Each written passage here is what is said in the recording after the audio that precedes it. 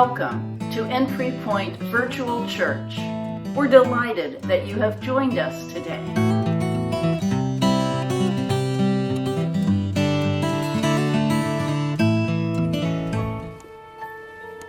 Oh, hey everybody. Sorry, I'm just hiding under my desk because everything's so scary. What was that?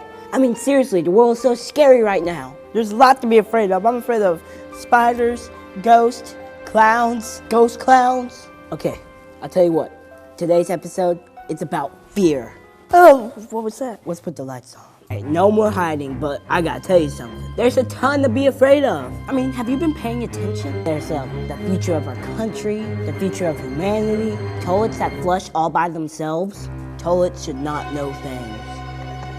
It's scary. So much to be afraid of. That's why today I want you and me to face fear. Like seriously, we're gonna look fear right in the eyes and flick its nose. Oh hey, fear. Flick, flick.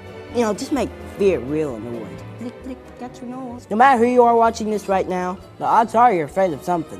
And that's okay, it can be healthy. But we need a world with less fear and more love. Everybody living life with less fear and more love. Maybe you've been letting fear keep you from something. Well, that's okay, but it's time to flick fear right in the nose. Don't tell fear to totally go away. Can't be brave without fear. Muhammad Ali said that. Just make fear super annoyed. Flick, flick, right in the nose. Annoyed at how crazy brave you are. Let fear know you got some life to live. As I open up my notebook and begin speaking to you this morning, I am performing one of the most frightening experiences known to humankind: public speaking. According to most studies, the number one fear of most people is public speaking. Number two is death. Death is number two. Now, does that sound right? I mean, that means to the average person that if you go to a funeral, you're better off in the casket than doing the eulogy. Well, I am not afraid of public speaking. I do have my fears. Just this past week, I was afraid that some of my actors that I'm directing in my current production were not grasping my direction. Was also afraid this last week that my laptop would never turn on again. I was also afraid that I would continue to experience insomnia because of those other two things. But none of my fears, none of those three fears kept me from functioning and going about my day. None of the fears I had this past week paralyzed me or held me captive. According to Wikipedia, that incredibly credible wealth of knowledge ever at our fingertips, fear is a feeling induced by perceived danger or threat. The ability to feel and experience fear is one of our basic innate emotions. Fears that are appropriate and reasonable are called rational fears. Staring into the face of an angry bear, or being suddenly surprised or startled by someone's sudden approach or touch to your body, those are rational fears. Rational fears keep us alive. Our body's reaction to fear is literally life-saving. The fear response arises from the perception of danger, followed by our desire to either confront the threat or run from it. Now that is known, as you've heard over and over, as the fight or flight response. When we encounter a perceived danger or threat, our bodies literally respond in such a way as to prepare us to either fight the danger or to run from it. We first experience a rush of adrenaline through our bodies. Our hearts begin to pound faster. We begin to sweat.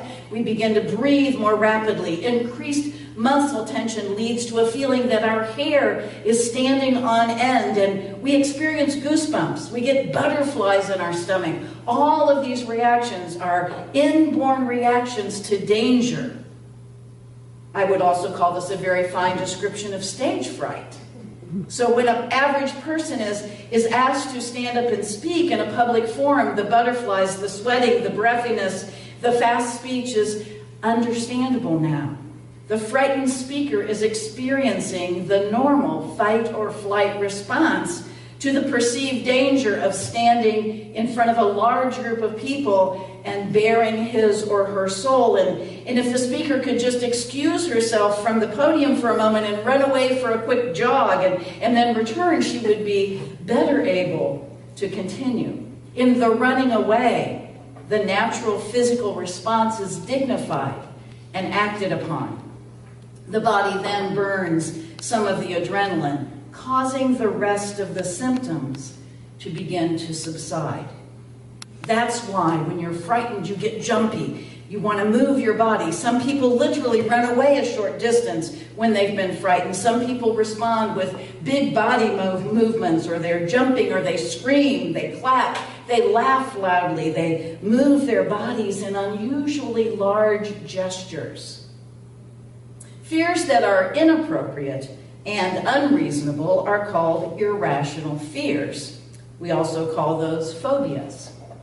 Some of the most common phobias involve the fear of demons and ghosts, cockroaches, snakes, spiders, heights, water, enclosed spaces, tunnels, bridges, needles, and tests.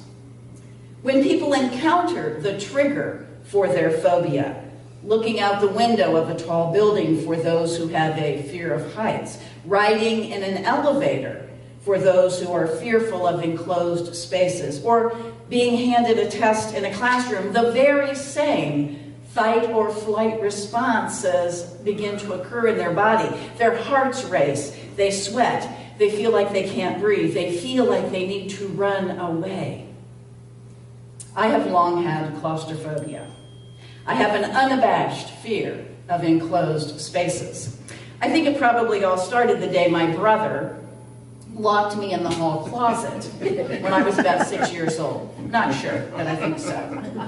Every time I face an elevator, which is just a large closet, I swallow, I take a big breath, and I send up a quick prayer. And if there aren't very many floors to go up, I look around quickly for the stairs, and if they're there, I take them, and if that isn't practical, I face the fear and I step on the elevator. What's the worst that can happen? Well, that I would be stuck in that box, in that closet, all by myself, alone. That I wouldn't be able to reach anyone and let them know that the elevator had stopped between floors, or that I couldn't open the door even though the elevator button shows that I have landed on the first floor. Totally irrational fear. I know that. I mean, they have phones in those elevators now, and I know that because of the time that I did get stuck in an elevator at Broad Ripple High School late in the day after all of the students and most of the staff had gone home. But there was a phone, and I was able to reach a human being. And after about passing out from breathiness in a very short time, I was released from my terror. But that memory and those feelings will never leave me. So when anyone begins to speak about irrational fears, I am right there with you. You have my compassion. We are one. The problem with fear, especially those irrational ones, is that they ruin our lives. They paralyze us. They keep us from joy. They keep us from love and experiences and connection and laughter. Those are beautiful life experiences that I don't want to give up. I don't think any of us want to shorten or limit the joy in our life. Ken Canyon has written a blog entitled, "There are two kinds of fear, and only one fear paralyzes us." In his blog, Ken describes the two kinds of fear this way. The first kind of fear is the fear that conquers us. This fear makes us feel human, vulnerable, and unwilling to take chances. It prevents growth and accomplishment. Ken goes on to say that this debilitating, paralyzing fear gives us despair and defeat. This kind of fear takes control of our lives and we stop living.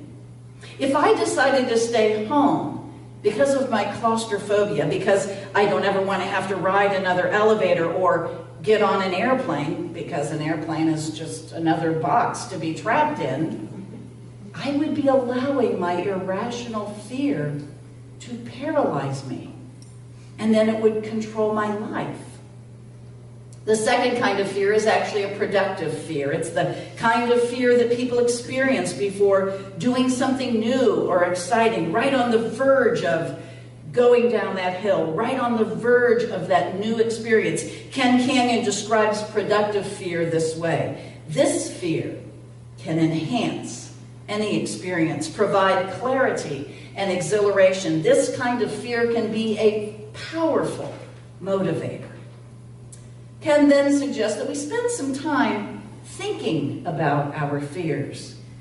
He even suggests that we quickly list our fears and identify which ones are the kinds of fears that encourage us to push through to new experiences and which kind of fears are keeping us from moving forward. As you quickly do that in your mind right now, if you're having trouble deciding which of your fears are motivating or negative and paralyzing, here's a suggestion to help you divide them. If you feel panic and loss of control, you're not moving forward. That is a paralyzing, negative fear. When you react to danger, however, you are actually experiencing a healthy fear. When you run screaming from a small spider with the same intensity as you would when running from a burning building, you have an unhealthy fear. Finally, we need to decide that if our irrational, unhealthy fears are paralyzing us, how can we overcome that? How can we face those fears and try to move forward? Well, there are lots of approaches out there. And personally, I have found great wisdom in this simple statement. Change the focus. Don't focus on what you fear, but instead focus on what you want. Train yourself to think about the good things that you want in life. Although I have an irrational fear of enclosed spaces, an irrational fear of flying on airplanes, I practice changing the focus. On occasion, I want to be able to get to other places faster than I would be able to get to if I were driving. I want to experience travel. I don't want to be trapped.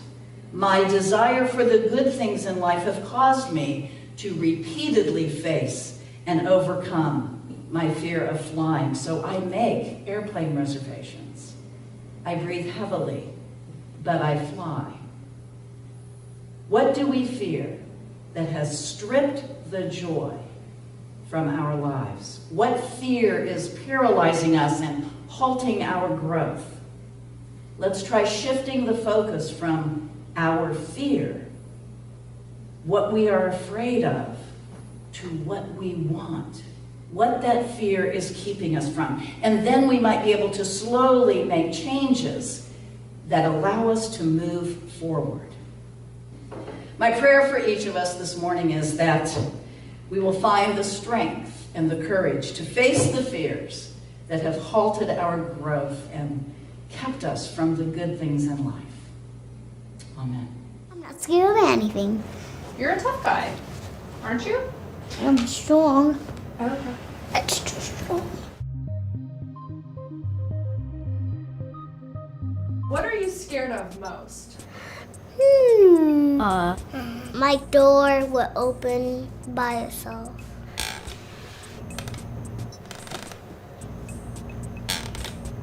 I'm scared. There's a lot of stuff that I'm scared. Tests. Fire. Tight spaces. When my godbrother scares me.